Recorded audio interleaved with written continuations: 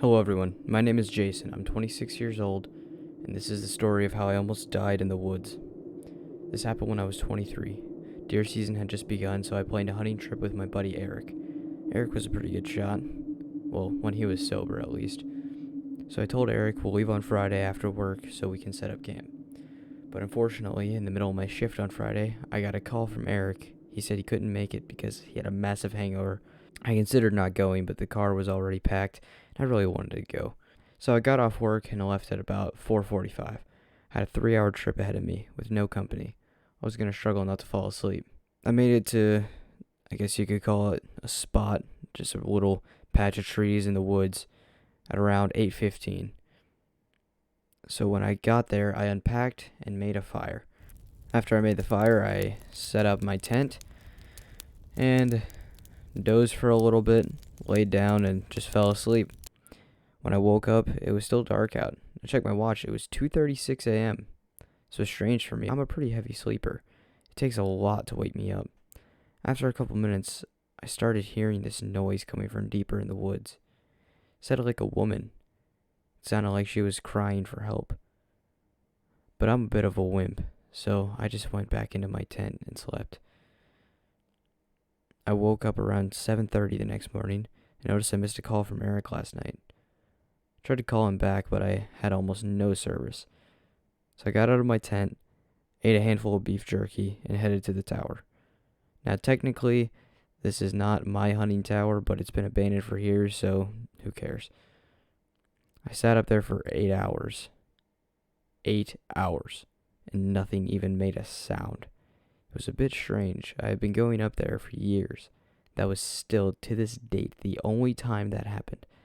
So I headed down and made a bonfire. After that, I just headed to bed. I was tired, lethargic, and a little bit frustrated that I couldn't get anything. Fast forward a little bit to later in that night. I woke up in the middle of the night again. Checked my watch. It was 2:36 a.m. This seemed weird. This is the same time 2 nights in a row, and I almost never wake up. And again, I heard the woman's voice crying out. This time it sounded closer. I didn't know what to do, so I stayed in my tent and sat up and just listened for a minute. At some point, I fell asleep. I woke up around 7, feeling groggy and lethargic, but I was still able to drag my lazy ass out of bed and back up into the tower.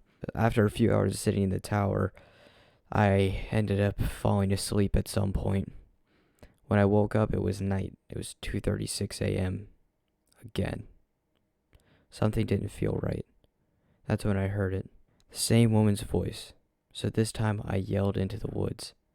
"Hey, who's out there?" She kept repeating the same thing. "Help, please, somebody help." But it was getting closer. And then, like something out of a horror movie, something dropped at my feet. It was a speaker. I picked it up, and I heard that same woman's voice coming out of the speaker. I looked up, and there was this blood-stained man in front of me. He was holding a shard of glass. He just stood there. I looked up at his face. He had this wide grin. I've never seen someone have a smile that intense, that creepy.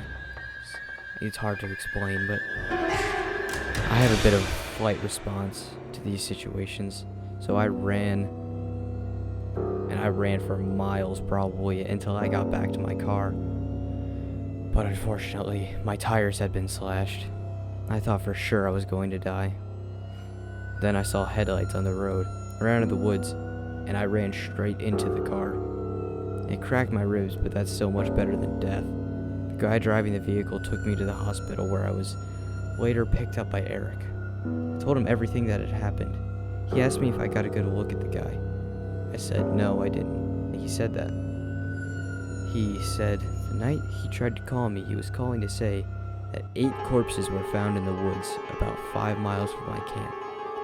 Never go into the woods alone. You never know who might be in there. Hello, my name is Roy, and this is how me and my friends almost died on Halloween. It was the night before Halloween.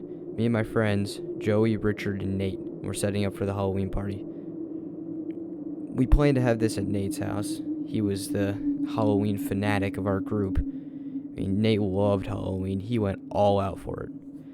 But it got a little weird sometimes with him hanging up pictures of mutilated corpses and a lot of satanic crap. But his parties were always the best. Anyways, we had finished up and it was around 1 a.m.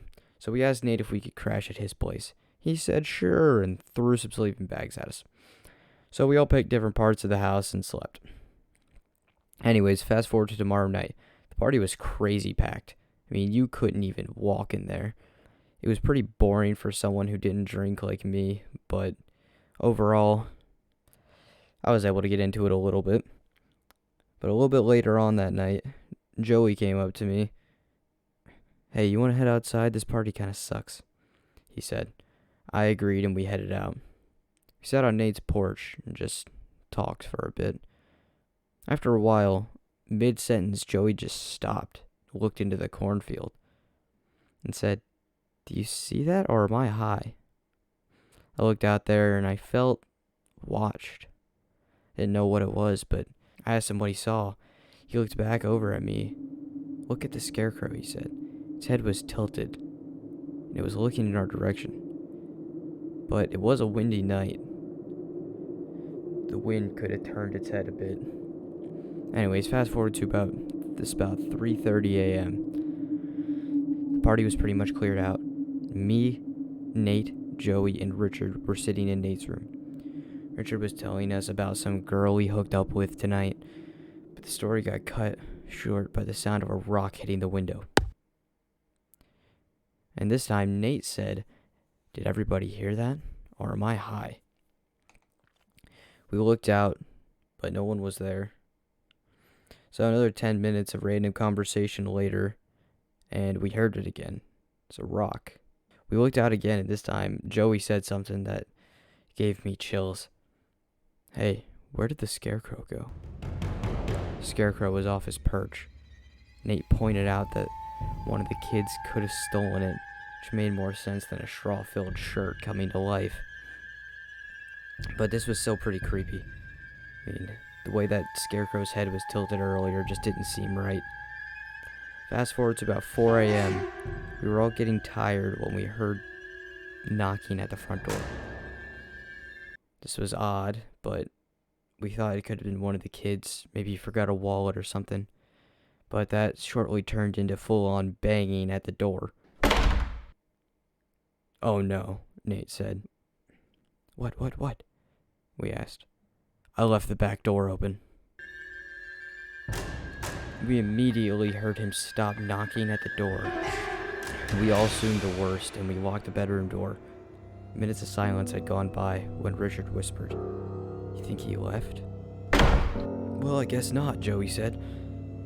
We were all shaking when we started to hear something. This guy was prying the door open. We heard the wood ripping and cracking, and the three of us, Richard, Joey, and me, turned around to see Nate jumping out of his window.